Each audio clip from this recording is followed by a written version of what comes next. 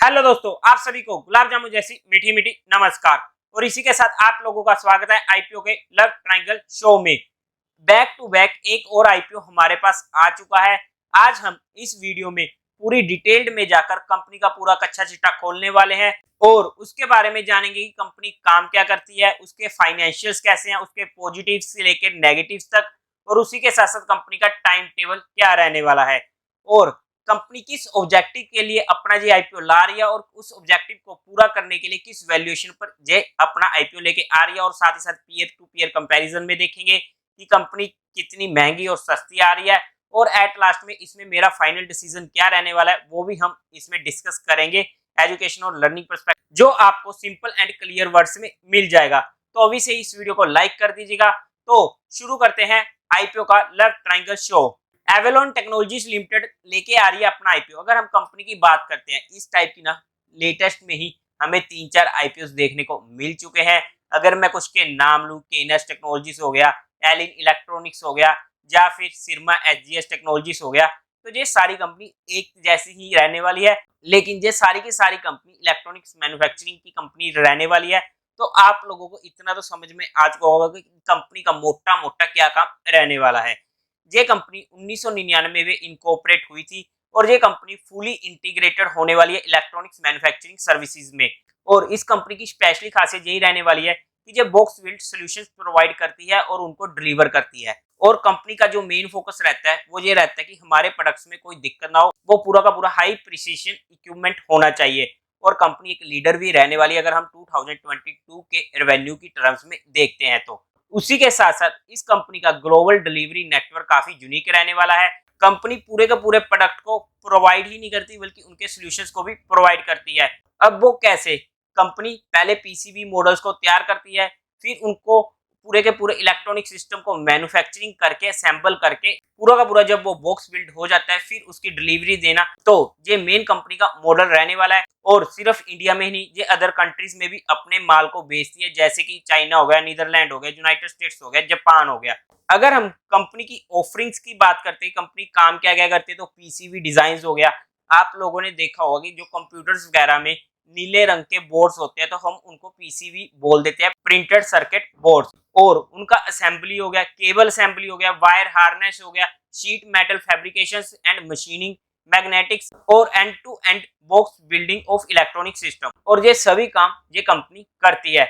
अगर हम बात करते हैं, ये कंपनी सिर्फ मैन्युफैक्चरिंग या सिर्फ डिजाइन वगैरह ही नहीं करती है बल्कि उसके साथ साथ असेंबलिंग करना, सब असेंबलिंग करना कंपोनेंट्स की, और फिर उनको अच्छे से डिलीवरी करके बाद में अगर कोई दिक्कत आती है और वहां पर कस्टमर्स को बेस्ट सर्विस प्रोवाइड करना, ये भी कंपनी पूरा ध्यान रखती है कि हमारे कस्टमर्स को दिक्कत ना हो।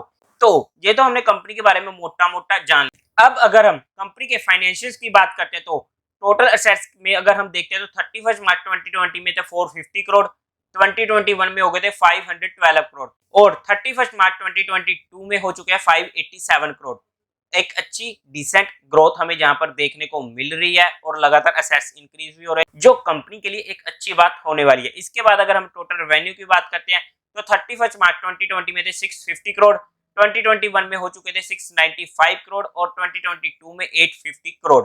जहां पर भी हमें रेवेन्यू में भी एक अच्छी ग्रोइंग रेट देखने को मिल रही है, जो कंटिन्यूसली इंक्रीजिंग भी है और कंपनी के लिए पॉजिटिव रहने वाली है। अगर हम पीएटी मतलब कि प्रॉफिट आफ्टर टैक्स की बात करते हैं तो 31 मार्च 2020 में थी 12 करोड़ का प्रॉफिट। अगर हम 2021 में बात करते हैं तो 23 करोड़ का प्रॉफिट और 2022 में 68 करोड़ का प्रॉफिट। प्रॉफिट में अगर हम बात करते हैं तो काफी ज्यादा प्रॉफिट्स हमें जहां पर इंक्रीज होते हुए देखने को मिला है। 2020 से 21 में अगर हम बात करते हैं तो ऑलमोस्ट डबल हो चुके हैं और 2022 में तो ये काफी ज्यादा इंक्रीज हो चुका है। इसके बाद अगर हम टोटल बोरोइंग्स की बात करते हैं तो ये सबसे बड़ा नेगेटिव पॉइंट होने वाला है कंपनी का। 31 मार्च 2020 में थे 250 करोड़, जो बढ़ के 294 करोड़ तक पहुंच चुकी है 2022 में। कंपनी के ऊपर डेब्ट काफी ज्यादा है। इसके बाद अगर हम कंपनी के टाइम टेबल की बात करते हैं तो 3 अप्रैल को आईपीओ ओपन होने वाला है, 6 अप्रैल को क्लोज हो जाएगा, 12 अप्रैल को अलॉटमेंट हो जाएगी और 13 अप्रैल को आपके अकाउंट में रुपए रिफंड हो जाएंगे अगर ये आईपीओ आपको नहीं मिलता है तो। 17 अप्रैल को आपके अकाउंट में ये क्रेडिट हो जाएंगे अगर आपको ये आईपीओ मिल जाता है। 18 अप्रैल को ये आईपीओ की टेंटेटिव लिस्टिंग डेट होने वाली है। और इसी के साथ साथ अगर हम इसके लॉट साइज की बात करते हैं तो रिटेल कैटेगरी में एक लॉट 34 शेयर्स का होने वाला है, जिसकी अमाउंट हमें पड़ने वाली है 14,824 रुपीज की। अगर हम एचएनआई में कैटेगरी में बात करते हैं तो 476 शेयर्स हमें वहां पर अप्लाई करने पड़ेंगे, जहां पर लॉट्स की क्वांटिटी हो जाएगी 14 और अमाउंट पड़ेगी 2,07,536 रुपीज। अगर हम बिग एचएनआई में बात करते हैं तो 68 लॉट्स के लिए हमें अप्लाई करना पड़ेगा, जहां पर शेयर्स की क्वांटिटी हो जाएगी 2,312 और अमाउंट हो जाएगी 10,08,032 रुपीज। इसके बाद अगर हम कंपनी की कुछ और डिटेल्स की बात करते हैं तो 2 रुपीज पर शेयर का फेस वैल्यू रहने वाला है। प्राइस बैंड रहने वाला है 415 से 436 रुपीज का। 34 शेयर्स का एक लॉट होने वाला है। अगर हम टोटल इशू साइज की बात करते हैं तो वो रहने वाली है 865 करोड़ का, जिसमें से फ्रेश इशू होने वाला है 320 करोड़ का और ओएफएस होने वाला है 545 करोड़ का। एक अच्छी खासी अमाउंट का जहां पर ओएफएस भी होने वाला है, जो हमारे लिए फिर से नेगेटिव पॉइंट आ जाता है। बीएससी एनएससी दोनों पर लिस्टेड होने वाला है। अगर हम आईपीओ में कोटा की बात करते हैं तो क्वालिफाइड का 75%, जो एक जहां पर पॉजिटिव पॉइंट होने वाला है कि क्वालिफाइड को एक अच्छा खासा इन्होंने पोर्शन दिया है। एचएनआई का 15% का और रिटेल कैटेगरी का 10% का। अब अगर हम आईपीओ प्रमोटर होल्डिंग की बात करते हैं तो प्री इश्यू रहने वाली 70.75% की, पोस्ट इश्यू रह जाएगी 51.24% की। हालांकि आईपीओ के बाद भी मेजोरिटी कंपनी के पास होने वाली है। अब अगर हम कंपनी के ऑब्जेक्टिव की बात करते हैं तो सबसे पहला पॉइंट तो यही होने वाला है कि इनको अपनी बोरोइंग्स की कुछ पेमेंट करनी है, तो वहां पर कुछ अमाउंट वहां पर जाएगी। सेकंड पॉइंट होने वाला है वर्किंग कैपिटल रिक्वायरमेंट। थर्ड होने वाला है जनरल कॉर्पोरेट पर्पस। अब अगर हम देखें कि इस ऑब्जेक्टिव को पूरा करने के लिए ये कंपनी किस वैल्यूएशन पर ये आईपीओ लेके आ रही है। अगर हम 2023 के पहले 8 मंथ्स के अकॉर्डिंग कंपनी की ईपीएस पीई रेशियो वगैरह निकालने की कोशिश करते हैं तो आप लोग चेकआउट कर सकते हो। इसकी ईपीएस निकल के आती है 6.1 की, पीई रेशियो निकल के आती है 71 की, रिटर्न ऑन नेटवर्थ निकल के आती है 28% की। अगर हम 2023 के पहले 8 मंथ्स के अकॉर्डिंग देखते हैं तो जहां पर काफी ज्यादा वैल्यूएशन कंपनी मांग रही है। इसी के साथ साथ अगर हम 2022 के अकॉर्डिंग देखते हैं तो ईपीएस निकल के आती है 11.30 की, पी रेशियो निकल के आती है 38.58 की और रिटर्न ऑन नेटवर्थ निकल के आती है 85.86% की। इसके बाद अगर हम पिछले 3 सालों की एवरेज निकालने की कोशिश करते हैं तो ईपीएस निकल कर आ रही है 7.36 की, पी रेशियो निकल के आ रही है 59.24 की और रिटर्न ऑन नेटवर्थ निकल के आ रही है 60.58 की। अब अगर हम पीयर टू पीयर कंपैरिजन में जाकर कुछ कंपनियों के साथ इसको कंपेयर करते हैं तो वहां पर सबसे पहले निकल के आता है डिक्सन टेक्नोलॉजीज, जिसकी ईपीएस होती है 32.31 की, पी रेशियो होने वाली है 89.61 की और रिटर्न ऑन नेटवर्थ रहने वाली है 21.93% की अकॉर्डिंग टू फाइनेंशियल ईयर 2022। अब अगर हम एम्बर एंटरप्राइजेस की बात करते हैं तो 32.41 की ईपीएस रहने वाली है, पी रेशियो वहां पर होने वाली है 59.50 की और रिटर्न ऑन नेटवर्थ रखने वाली है 6.54% की। लेकिन जहां पर इन दोनों कंपनियों का साइज इस कंपनी से काफी ज्यादा बड़ा है। और उसी के साथ साथ अगर हम थर्ड जो लेटेस्ट आईपीओ भी आया था सिरमा एजीएस टेक्नोलॉजी की बात करते हैं, जो एक अच्छा आईपीओ भी गया था, जहां पर एक अच्छा लिस्टिंग गेन हमें देखने को मिला भी है।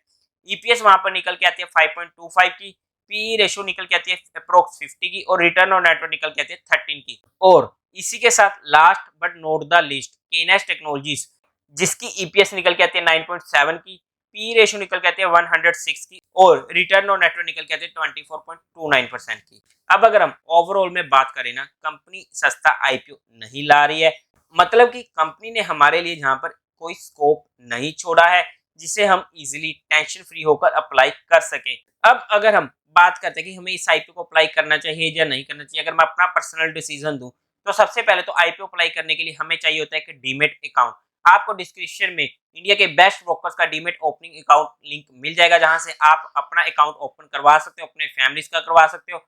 अगर आप लोग हमारे दिए गए लिंक से अपना डीमेट अकाउंट खुलवाते हो तो आपको डिस्क्रिप्शन में हमारी टीम का हेल्पलाइन नंबर भी मिल जाएगा, तो आप उनसे कांटेक्ट भी कर सकते हो। जैसी कंफर्मेशन हो जाती है अकाउंट ओपनिंग की तो आपको हमारे एक प्राइवेट टेलीग्राम चैनल से जोड़ दिया जाएगा, जहां पर आप लोगों के साथ एडिशनल इंफॉर्मेशन भी शेयर की जाती है एजुकेशन और लर्निंग पर्सपेक्टिव।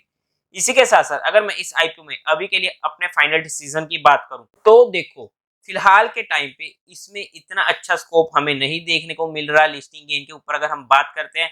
और अगर हम जीएमपी के कोडिंग भी देखते हैं तो आज के टाइम पे इसका जीएमपी ऑलमोस्ट 3% के करीब का चल रहा है, जो कि काफी बुरा जीएमपी चल रहा है। लेकिन अगर मैं अभी के लिए बात करता हूं तो इसको मैं एचएनआई कैटेगरी में बीइंग एन डिफेंसिव और अग्रेसिव तो अप्लाई करने ही नहीं वाला हूं, इतना तो ऑलमोस्ट सर्टेन है। लेकिन रिटेल कैटेगरी में अगर मैं बात करता हूं, चाहे वो अग्रेसिव होकर हो चाहे डिफेंसिव होकर हो, वो मैं आप लोगों को फाइनल डिसीजन हमारे डेली के शो में बता दूंगा या फिर आप लोगों को टेलीग्राम चैनल पर अपडेट कर दूंगा, बिकॉज वहां पर मुझे देखना पड़ेगा कि फंडिंग किस तरीके से आती है। लेकिन फिर भी जहां पर मैं बीइंग एंड डिफेंसिव, हो सकता है कि इस आईपीओ को मैं अप्लाई ही ना करूं, चाहे वो रिटेल कैटेगरी में हो या फिर एचएनआई कैटेगरी में। लेकिन बीइंग एंड अग्रेसिव, वहां पर मेरा फाइनल डिसीजन अभी पेंडिंग रहने ही वाला है। लेकिन आप लोगों का क्या रहने वाला है इसमें डिसीजन, मुझे कमेंट करके जरूर बताइएगा। तो देवी और सज्जनों, उम्मीद है आप लोगों को ये वीडियो अच्छी लगी होगी, तो इस वीडियो को लाइक कीजिएगा, शेयर कीजिएगा और साथ ही साथ चैनल को सब्सक्राइब करें। Thank you very much.